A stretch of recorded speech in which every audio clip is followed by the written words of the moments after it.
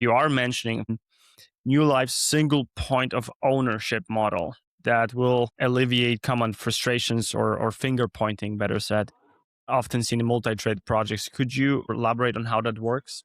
What's So we call it one throat to choke, right? Look, at the end of the day, I mean, this is people doing business with people, right? These asset managers who are generally responsible for a portfolio of maybe a few gigawatts or a couple hundred megawatts per se. They're putting their careers at in stake, right? So saying, hey, here's a site that needs to be mitigated, removed, or repowered or repaired.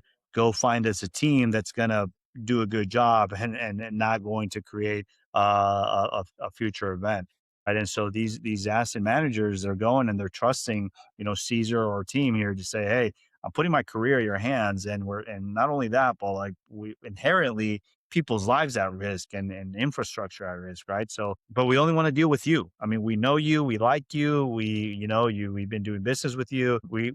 It's not that we don't care who you use, right? We need to have visibility and transparency on who you use, but ultimately, like, we don't know them, we know you, and so we want you to be responsible for the work. You report to us, you represent us, and you're gonna do a good job regardless. That's what we call the sole source, one throat to choke. We are responsible. And look, the truth is also there might be some opportunities where we might not be the best fit to what we call in construction prime contract that work. So we have a few other models. One model is that we will refer out the opportunity to a partner if we feel that there is no need to have oversight on our end, right? Usually what happens is that we provide owner's rep, either directly representing the owner, and then we find the contractor, the sub, but then we have the owner do business directly with the contractor, and then we get paid differently in terms of our individual contract to oversight that subcontractor, right? So that's one model where it eats, because otherwise, if we're just priming everything, right? Think about the. I mean, I'll be honest with you, and we all know this, right?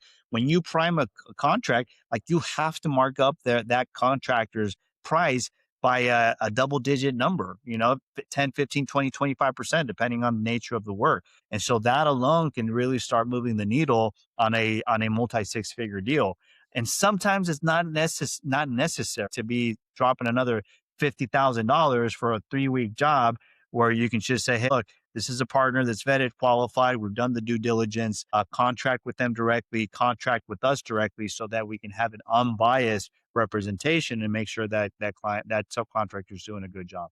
Right. So every job is a little different. Every risk kind of matrix is a little different. Some clients don't want to do that. They say, no, no, thanks. We want to work directly with you. So be it. Some others know that, in this case, it doesn't make sense.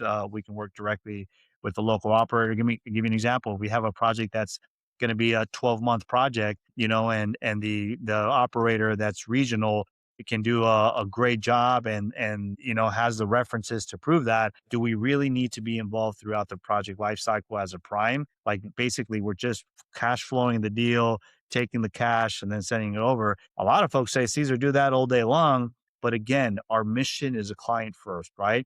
To reduce the risk of the client and to make sure the allocation of their capital is being used responsibly. And so we feel, hey, in this case, we do have to own the contract. We have to prime it.